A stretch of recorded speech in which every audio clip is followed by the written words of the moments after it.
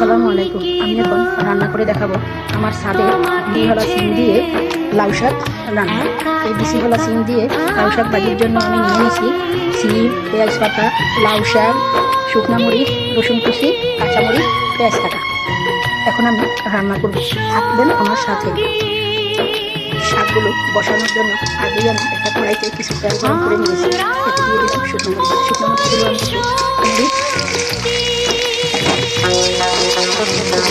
বাজারের শাকগুলো দিয়ে দিলাম।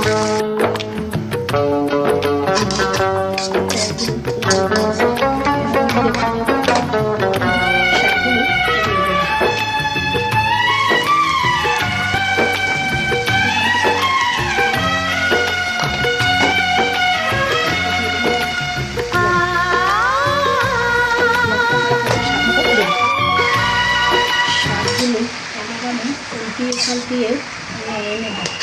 আসলে আমাদের রান্নার প্রতিদিন যদি ভালো হয় তাহলে খেতে স্বাদই হয়।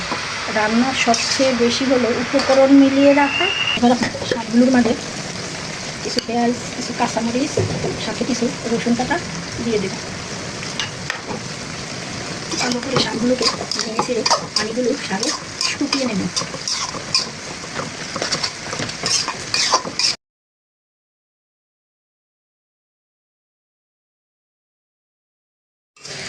ভাজা হয়ে গেছে আমার শাকগুলো।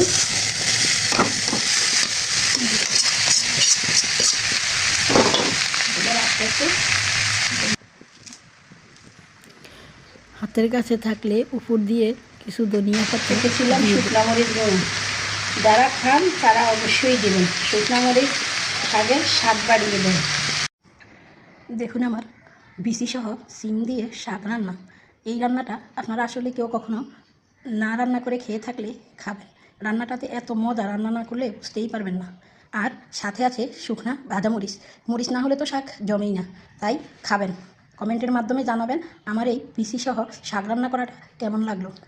কমেন্টের মাধ্যমে জানাবেন। ভালো লাগলে ফলো দিয়ে লাইক শেয়ার করবেন। আল্লাহ হাফেজ।